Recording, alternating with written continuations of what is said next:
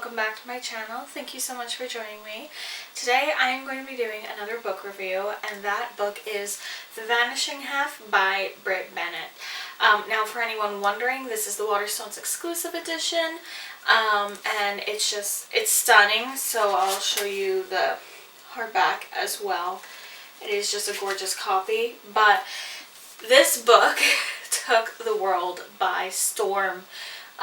Last year, you couldn't really go anywhere on Instagram or BookTube without hearing about it one way or the other, and I never ever heard anything bad about it either, which is very unique. It's very different, not common. Basically, it is about two identical twin sisters that live in a small enough town that it doesn't even show up on the map, and they live in the States. It's set over about a 20-year period, but it starts in the 60s. So that's where the story takes off from. Now, this little town, this community, it's a black community, but they're light enough to be white passing, which I didn't even know was a thing. I had absolutely no idea about it. So we see the sisters run away. That's not a spoiler. It happens like right at the beginning. It's in the synopsis. It's the kind of key moment to get the ball rolling of the story. But we see the sisters run away, and we see one continue living her life as she is, and the other one chooses to live her life separately as white passing, which then you see kind of the snowball effect of how that affects everybody, including herself, but her whole family, and how everyone comes to terms and deals with that. The sister who didn't live as white passing, who kept living as a black woman, she goes through extreme hardships and trials as well. So we see her side of it. There's multiple perspectives, which I really like. I like when there's especially a very divided story like that. I really like seeing both sides of it and hearing from both sides of the story. I quite enjoy that. And I think it was amazingly done. I enjoyed this book much more than I thought I would. I didn't think I wouldn't like it. That's not it at all. I didn't think I wouldn't enjoy it. To be honest, I wouldn't have bought it if I didn't think I'd like it. I don't read books if I don't think I'm gonna like them. But I didn't think I would love it. You know, I thought I would read it and be like, oh, okay, like, I get the hype. But now I'm like, oh, okay, I get it. I get the hype. I genuinely feel like this book should be required reading in like older high schoolers and university age students, because it was so educational. I didn't know there was such a thing as white passing. Another thing that really shocked me is in this small town, they know they're not white, but they don't want to be like dark black. So they try to marry and continuously marry like lighter and lighter and lighter tones to almost get to as light as possible. So to have, and when they do see someone who is very dark black, they are racist towards this person and they discriminate against these people whenever they come across them. And that was really shocking to me. I had no idea that would be a thing. I had no idea. So obviously, like, that's, to me, I'm like, okay, I need to educate myself more. I need to read more like this.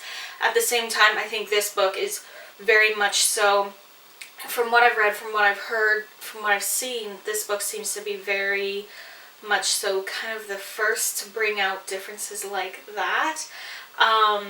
And in such a beautiful way too. It wasn't just educational and informative. It was a page turner. It was gripping. I did a read with me, and I was only going to read for half an hour, and I'd had like 100 pages left. I finished the book. I read for much more than half an hour, but I just didn't get up and kept reading because I was like so engrossed by it.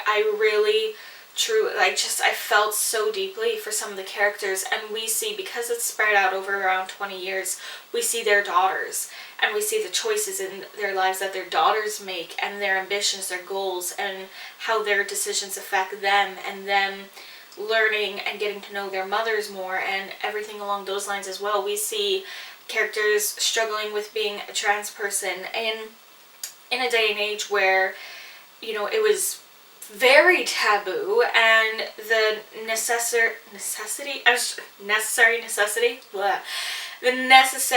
medical procedures were nowhere near as available as they would be today. Now, the world is more open-minded to that, and it should be. And I'm glad it's more open-minded and more,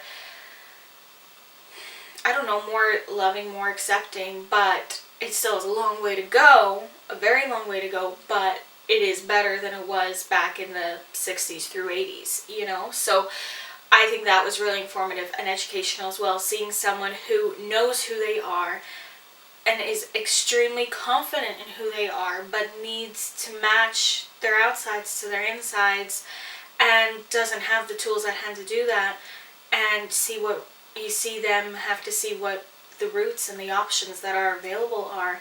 And yeah, it's just, it was so much, and you just, I just kind of wanted to hug everyone and be like, it's gonna be okay. But quite often, like throughout, you don't actually really know if it's going to be okay and how things are going to turn out. So I desperately want to read The Mothers by Brit Bennett. From what I've heard, I think people prefer the Vanishing half to The Mothers typically, but doesn't matter. I still really want to read it, and I will. I hope she writes more, because genuinely this was so phenomenal. Like, it can be categorized under like multiple genres. Like, it could count as historical fiction, it could count as domestic fiction. I put it under historical fiction, even though there's the 80s in it. I don't know, there's always like where is the timeline for historical fiction, but because of it, I felt it was as educational as it was, and you see people grow and develop and realize the effect that their choices have had on themselves and others, and where their lives have led them. It was really, really moving, and yeah, I think everyone should read it, genuinely. I think absolutely everybody should read this book. I gave it 5 stars. Yeah, it's emotional, it's heartbreaking, it's so informative, and it puts it in such a readable and captivating way. And it just blew me away at multiple points, all these things, and I was like, I had no idea, and I need to learn more. So I'm really happy that she wrote this book. It's on the Women's Prize for Fiction long list, and it's the only one on that list that I've read, but I'm like, yeah, I can see why it's there, and I could see why it would be on the short list, and if it won, I would very easily understand it, because it deserves every ounce of praise it's gotten, every single ounce. So I can't recommend this book enough. I hope you read it. If you do, let me know what your thoughts are. But yeah, I'm very, very glad I picked this book up and saw what all the hubbub was about. So I hope you're doing well, and if you want to like, comment, and subscribe, I'd really appreciate that, and I'll see you in my next video. Take care. Bye.